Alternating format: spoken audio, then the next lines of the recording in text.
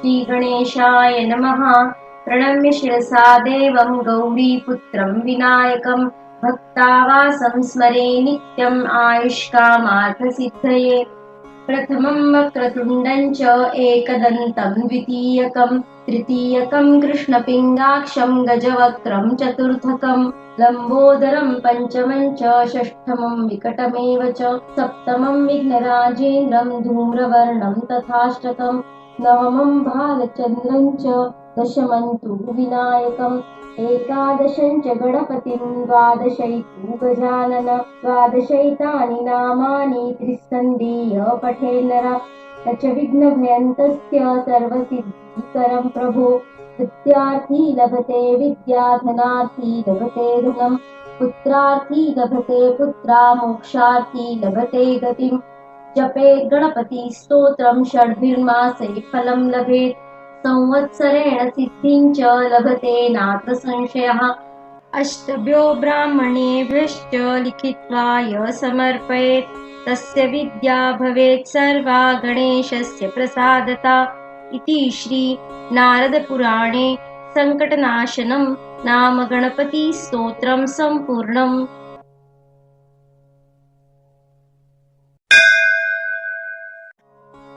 श्रीगणेशाय नमः। प्रणम्य शिरसा देवं गौरीपुत्रं विनायकं भक्तावासं स्मरे नित्यम् आयुष्कामार्थसिद्धये।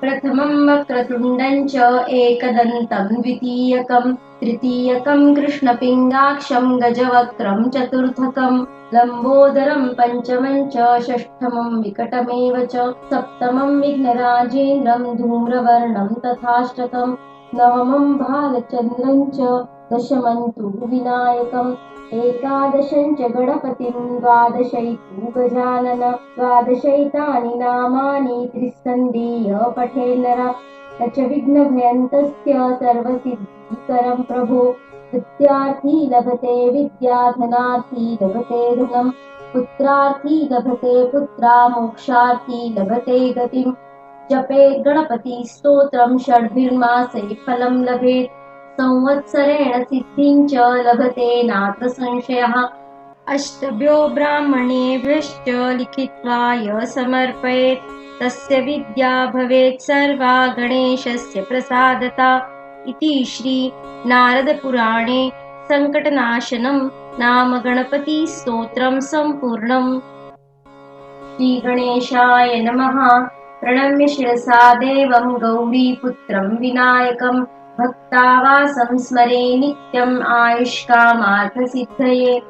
प्रथमं वक्रतुण्डं च एकदन्तं द्वितीयकं तृतीयकं कृष्णपिङ्गाक्षं गजवक्त्रं चतुर्थकं लम्बोदरं पञ्चमं च षष्ठमं विकटमेव च सप्तमं विघ्नराजेन्द्रं धूम्रवर्णं तथाष्टकं नवमं भालचन्द्रं च दशमं तु विनायकम् एकादशं च गणपतिं द्वादशैतु गजानन द्वादशैतानि नामानि त्रिस्सन्धीय पठेन्नर न च विघ्नभयन्तस्य सर्वसिद्धिकरं प्रभो विद्यार्थी लभते विद्या धनार्थी लभते धनं पुत्रार्थी लभते पुत्रा मोक्षार्थी लभते गतिम् जपेत् गणपतिस्तोत्रं षड्भिर्मासे फलं लभेत् संवत्सरेण सिद्धिं च लभते नात्र संशयः अष्टभ्यो ब्राह्मणेभ्यश्च लिखित्वा य समर्पयेत् तस्य विद्या भवेत् सर्वा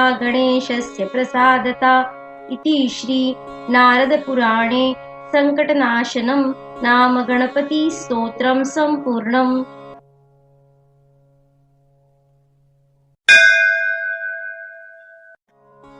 श्रीगणेशाय नमः। प्रणम्य शिरसा देवं गौरीपुत्रं विनायकं भक्तावासं स्मरे नित्यम् आयुष्कामार्थसिद्धये। प्रथमं वक्रतुण्डं च एकदन्तं द्वितीयकं तृतीयकं कृष्णपिङ्गाक्षं गजवक्त्रं चतुर्थकं लम्बोदरं पञ्चमं च षष्ठमं विकटमेव च सप्तमं विघ्नराजेन्द्रं धूम्रवर्णं तथाष्टकं नवमं भालचन्द्रं च दशमं तु विनायकम् एकादशं च गणपतिं द्वादशैतु गजानन द्वादशैतानि नामानि त्रिस्कन्धीय पठेन्नर न च विघ्नभयन्तस्य सर्वसिद्धिकरं प्रभो विद्यार्थी लभते विद्या धनार्थी लभते धनम् पुत्रार्थी लभते पुत्रा मोक्षार्थी लभते गतिम् जपेत् गणपति स्तोत्रं षड्भिर्मासे फलं लभेत् संवत्सरेण सिद्धिं च लभते नात्र संशयः अष्टभ्यो ब्राह्मणेभ्यश्च लिखित्वा य समर्पयेत् तस्य विद्या भवेत् सर्वा गणेशस्य प्रसादता इति श्री नारदपुराणे सङ्कटनाशनं नाम गणपतिस्तोत्रं सम्पूर्णम्।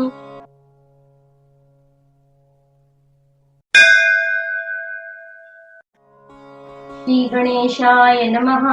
प्रणम्य शिरसा देवं गौरीपुत्रं विनायकं भक्तावासं स्मरे नित्यम् आयुष्कामार्थसिद्धये प्रथमं वक्रतुण्डं च एकदन्तं द्वितीयकं तृतीयकं कृष्णपिङ्गाक्षं गजवक्त्रं चतुर्थकं लम्बोदरं पञ्चमं च षष्ठमं विकटमेव च सप्तमं विघ्नराजेन्द्रं धूम्रवर्णं तथाष्टकम् नवमं भालचन्द्रं च दशमं तु विनायकम् एकादशं च गणपतिं द्वादशैतु गजानन द्वादशैतानि नामानि त्रिस्कन्धीय पठेन्नर न च विघ्नभयन्तस्य सर्वसिद्धिकरं प्रभो विद्यार्थी लभते विद्या धनार्थी लभते धनम् पुत्रार्थी लभते पुत्रा मोक्षार्थी लभते गतिम् जपेत् गणपति स्तोत्रं षड्भिर्मासे फलं लभेत् संवत्सरेण सिद्धिं च लभते नात्र संशयः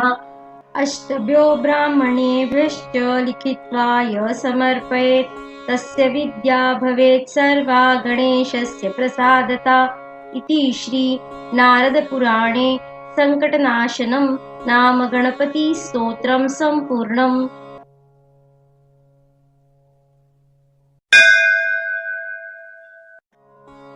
श्रीगणेशाय नमः। प्रणम्य शिरसा देवं गौरीपुत्रं विनायकं भक्तावासं स्मरे नित्यम् आयुष्कामार्थसिद्धये प्रथमं वक्रतुण्डं च एकदन्तं द्वितीयकं तृतीयकं कृष्णपिङ्गाक्षं गजवक्त्रं चतुर्थकं लम्बोदरं पञ्चमं च षष्ठमं विकटमेव च सप्तमं विघ्नराजेन्द्रं धूम्रवर्णं तथाष्टकम् नवमं भालचन्द्रं च दशमं तु विनायकम् एकादशं च गणपतिं द्वादशैतु गजानन द्वादशैतानि नामानि त्रिस्कन्धीय पठेन्नर न च विघ्नभयन्तस्य सर्वसिद्धिकरं प्रभो विद्यार्थी लभते विद्या धनार्थी लभते धनम् पुत्रार्थी लभते पुत्रा मोक्षार्थी लभते गतिम् जपेत् गणपति स्तोत्रं षड्भिर्मासे फलं लभेत् संवत्सरेण सिद्धिं च लभते नात्र संशयः अष्टभ्यो ब्राह्मणेभ्यश्च लिखित्वा य समर्पयेत् तस्य विद्या भवेत् सर्वा गणेशस्य प्रसादता इति श्री नारदपुराणे सङ्कटनाशनं नाम गणपतिस्तोत्रं सम्पूर्णम्।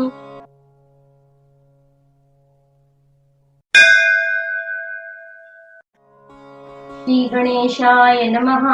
प्रणम्य शिरसा देवं गौरीपुत्रं विनायकं भक्तावासं स्मरे नित्यम् आयुष्कामार्थसिद्धये प्रथमं वक्रतुण्डं च एकदन्तं द्वितीयकं तृतीयकं कृष्णपिङ्गाक्षं गजवक्त्रं चतुर्थकं लम्बोदरं पञ्चमं च षष्ठमं विकटमेव च सप्तमं विघ्नराजेन्द्रं धूम्रवर्णं तथाष्टकम् नवमं भालचन्द्रं च दशमं तु विनायकम् एकादशं च गणपतिं द्वादशैतु गजानन द्वादशैतानि नामानि त्रिस्कन्धीय पठेन्नर न च विघ्नभयन्तस्य सर्वसिद्धिकरं प्रभो विद्यार्थी लभते विद्या धनार्थी लभते धनम् पुत्रार्थी लभते पुत्रा मोक्षार्थी लभते गतिम् जपेत् गणपति स्तोत्रं षड्भिर्मासे फलं लभेत् संवत्सरेण सिद्धिं च लभते नात्र संशयः अष्टभ्यो ब्राह्मणेभ्यश्च लिखित्वा य समर्पयेत् तस्य विद्या भवेत् सर्वा गणेशस्य प्रसादता इति श्री नारदपुराणे संकटनाशनं नाम गणपतिस्तोत्रं सम्पूर्णम्।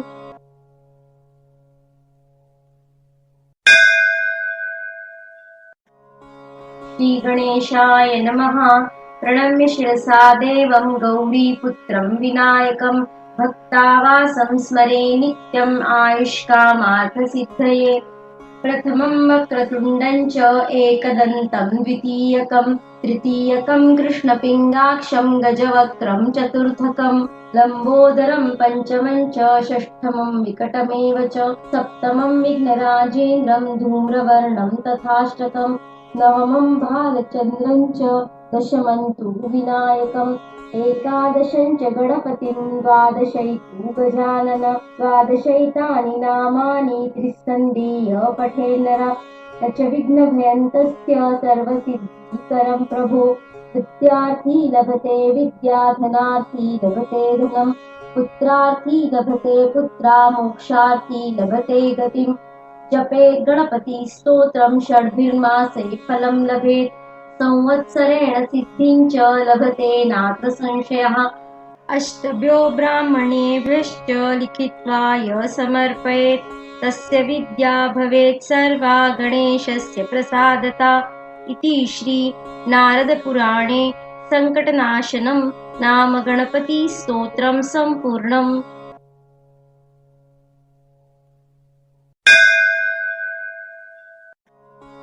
श्रीगणेशाय नमः।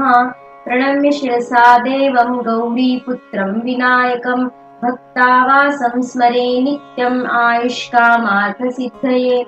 प्रथमं वक्रतुण्डं च एकदन्तं द्वितीयकं तृतीयकं कृष्णपिङ्गाक्षं गजवक्त्रं चतुर्थकं लम्बोदरं पञ्चमं च षष्ठमं विकटमेव च सप्तमं विघ्नराजेन्द्रं धूम्रवर्णं तथाष्टकम् नवमं भालचन्द्रं च दशमं तु विनायकम् एकादशं च गणपतिं द्वादशैतु गजानन द्वादशैतानि नामानि त्रिस्कन्धीय पठेन्नर न च विघ्नभयन्तस्य सर्वसिद्धिकरं प्रभो विद्यार्थी लभते विद्या धनार्थी लभते धनं पुत्रार्थी लभते पुत्रा मोक्षार्थी लभते गतिम् जपेत् गणपतिस्तोत्रं षड्भिर्मासे फलं लभेत् संवत्सरेण सिद्धिं च लभते नात्र संशयः। अष्टभ्यो ब्राह्मणेभ्यश्च लिखित्वा य समर्पयेत् तस्य विद्या भवेत् सर्वा गणेशस्य प्रसादता इति श्री नारदपुराणे संकटनाशनं नाम गणपतिस्तोत्रं सम्पूर्णम्।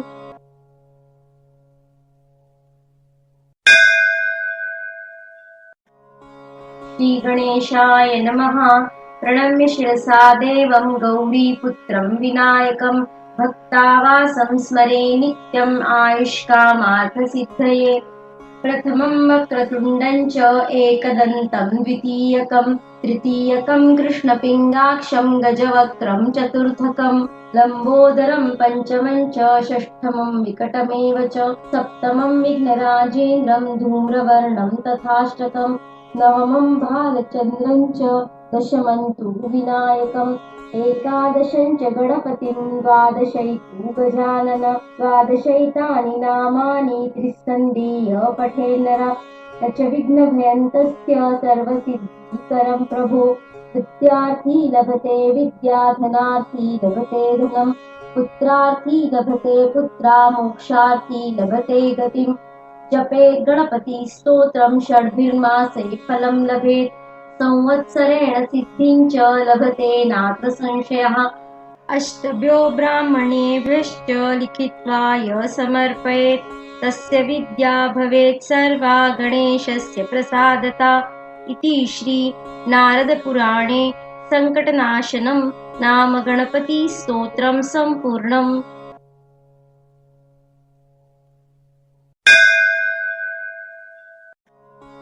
श्रीगणेशाय नमः। प्रणम्य शिरसा देवं गौरीपुत्रं विनायकं भक्तावासं स्मरे नित्यम् आयुष्कामार्थसिद्धये।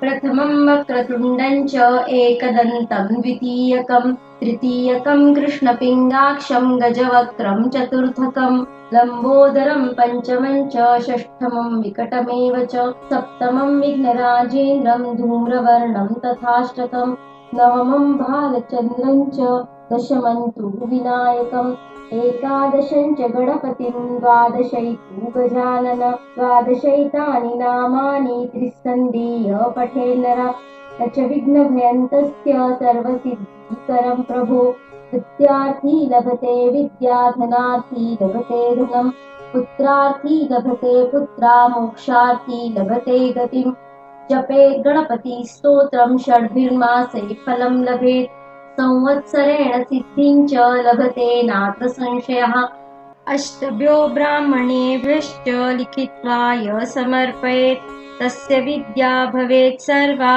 गणेशस्य प्रसादता इति श्री नारदपुराणे सङ्कटनाशनं नाम गणपतिस्तोत्रं सम्पूर्णम्।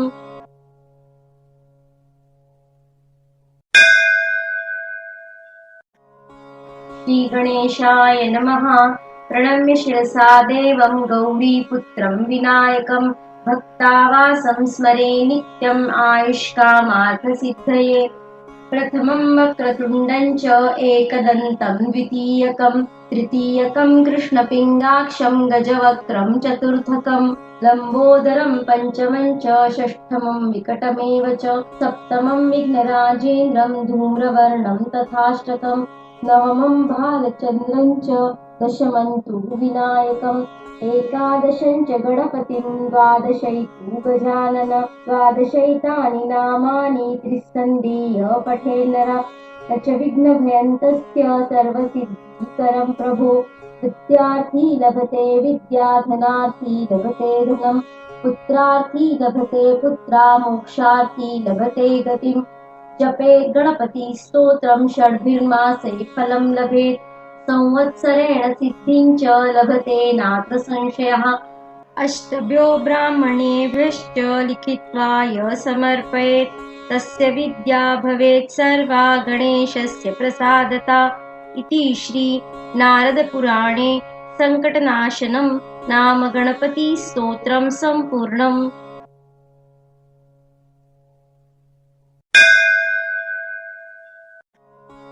श्रीगणेशाय नमः।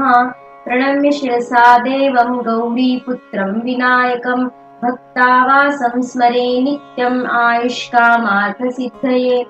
प्रथमं वक्रतुण्डं च एकदन्तं द्वितीयकं तृतीयकं कृष्णपिङ्गाक्षं गजवक्त्रं चतुर्थकं लम्बोदरं पञ्चमं च षष्ठमं विकटमेव च सप्तमं विघ्नराजेन्द्रं धूम्रवर्णं तथाष्टकं नवमं भालचन्द्रं च दशमं तु विनायकम् एकादशं च गणपतिं द्वादशैतु गजानन द्वादशैतानि नामानि त्रिस्सन्धीय पठेन्नर न च विघ्नभयन्तस्य सर्वसिद्धिकरं प्रभो विद्यार्थी लभते विद्या धनार्थी लभते धनं पुत्रार्थी लभते पुत्रा मोक्षार्थी लभते गतिं जपेत् गणपतिस्तोत्रं षड्भिर्मासे फलं लभेत् संवत्सरेण सिद्धिं च लभते नात्र संशयः अष्टभ्यो ब्राह्मणेभ्यश्च लिखित्वा य समर्पयेत् तस्य विद्या भवेत् सर्वा गणेशस्य प्रसादता इति श्री नारदपुराणे सङ्कटनाशनं नाम गणपतिस्तोत्रं सम्पूर्णम्।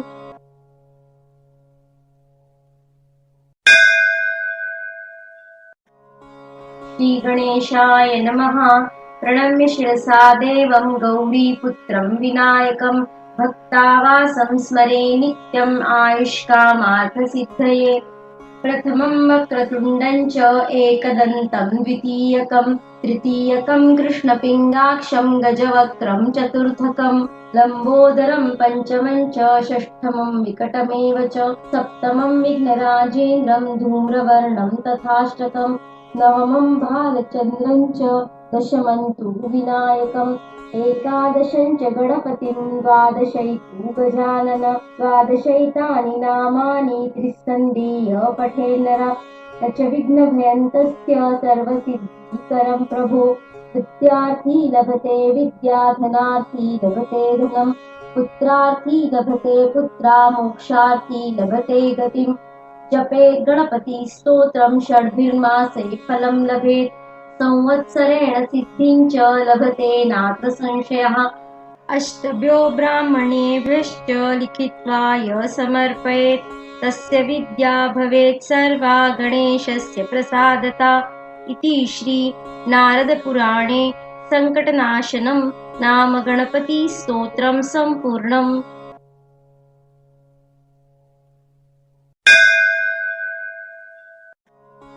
श्रीगणेशाय नमः।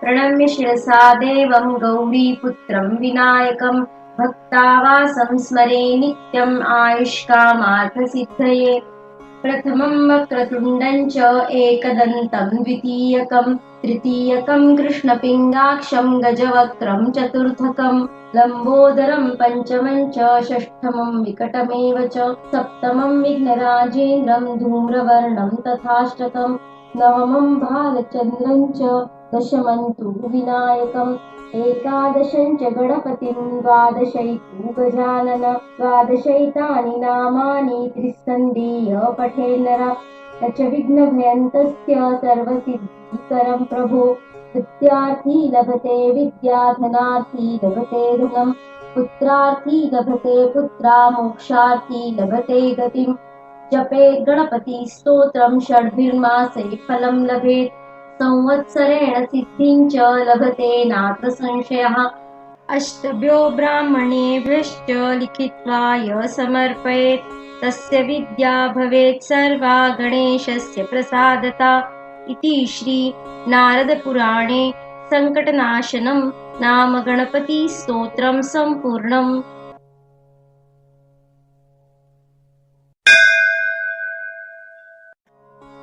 श्रीगणेशाय नमः। प्रणम्य शिरसा देवं गौरीपुत्रं विनायकं भक्तावासं स्मरे नित्यम् आयुष्कामार्थसिद्धये प्रथमं वक्रतुण्डं च एकदन्तं द्वितीयकं तृतीयकं कृष्णपिङ्गाक्षं गजवक्त्रं चतुर्थकं लम्बोदरं पञ्चमं च षष्ठमं विकटमेव च सप्तमं विघ्नराजेन्द्रं धूम्रवर्णं तथाष्टकम् नवमं भालचन्द्रं च दशमं तु विनायकम् एकादशं च गणपतिं द्वादशैतु गजानन द्वादशैतानि नामानि त्रिस्सन्धीय पठेन्नर न च विघ्नभयन्तस्य सर्वसिद्धिकरं प्रभो विद्यार्थी लभते विद्या धनार्थी लभते धनम् पुत्रार्थी लभते पुत्रा मोक्षार्थी लभते गतिम् जपेत् गणपति स्तोत्रं षड्भिर्मासे फलं लभेत् संवत्सरेण सिद्धिं च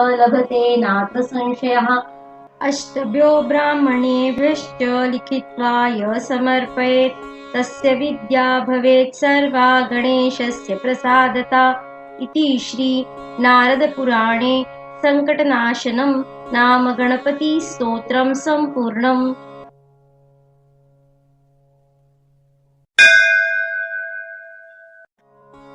श्रीगणेशाय नमः। प्रणम्य शिरसा देवं गौरीपुत्रं विनायकं भक्तावासं स्मरे नित्यम् आयुष्कामार्थसिद्धये प्रथमं वक्रतुण्डं च एकदन्तं द्वितीयकं तृतीयकं कृष्णपिङ्गाक्षं गजवक्त्रं चतुर्थकं लम्बोदरं पञ्चमं च षष्ठमं विकटमेव च सप्तमं विघ्नराजेन्द्रं धूम्रवर्णं तथाष्टकम् नवमं भालचन्द्रं च दशमं तु विनायकम् एकादशं च गणपतिं द्वादशैतु गजानन द्वादशैतानि नामानि त्रिस्सन्धीय पठेन्नर न च विघ्नभयन्तस्य सर्वसिद्धिकरं प्रभो विद्यार्थी लभते विद्या धनार्थी लभते धनम् पुत्रार्थी लभते पुत्रा मोक्षार्थी लभते गतिम् जपेत् गणपति स्तोत्रं षड्भिर्मासे फलं लभेत् संवत्सरेण सिद्धिं च लभते नात्र संशयः अष्टभ्यो ब्राह्मणेभ्यश्च लिखित्वा य समर्पयेत् तस्य विद्या भवेत् सर्वा गणेशस्य प्रसादता इति श्री नारदपुराणे संकटनाशनं नाम गणपतिस्तोत्रं सम्पूर्णम्।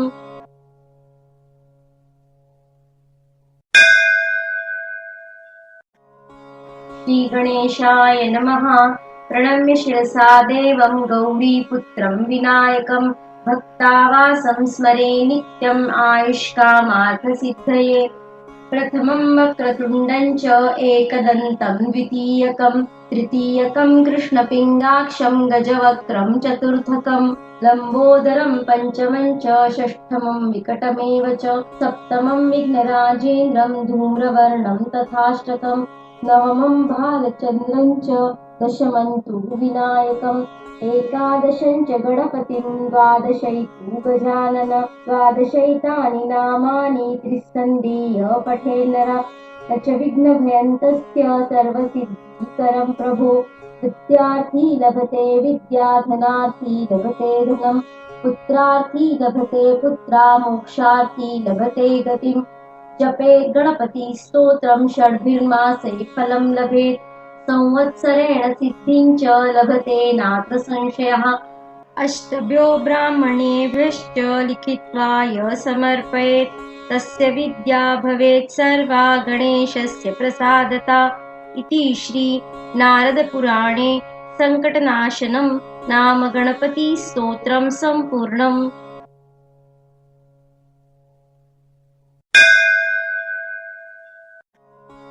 श्रीगणेशाय नमः। प्रणम्य शिरसा देवं गौरीपुत्रं विनायकं भक्तावासं स्मरे नित्यम् आयुष्कामार्थसिद्धये।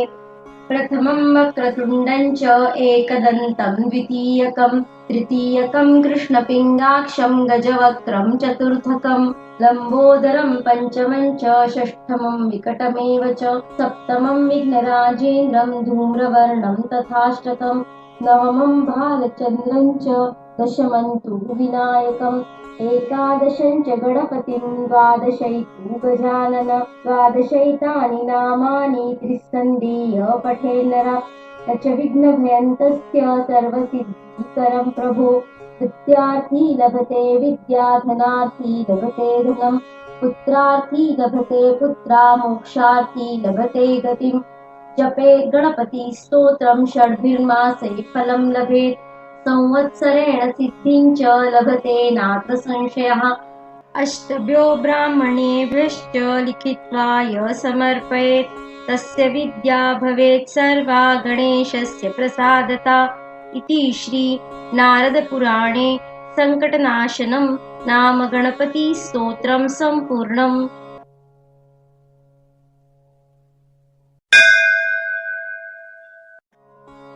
श्रीगणेशाय नमः।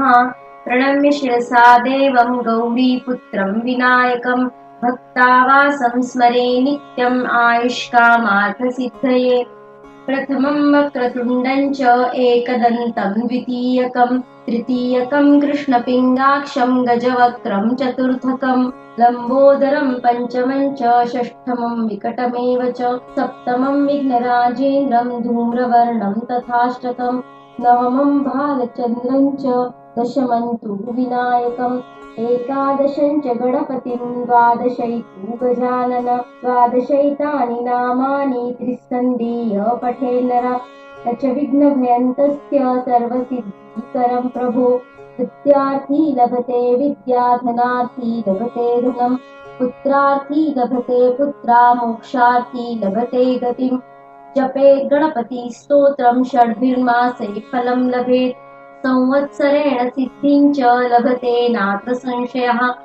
अष्टभ्यो ब्राह्मणेभ्यश्च लिखित्वा य समर्पयेत् तस्य विद्या भवेत् सर्वा गणेशस्य प्रसादता इति श्री नारदपुराणे संकटनाशनं नाम गणपतिस्तोत्रं सम्पूर्णम्।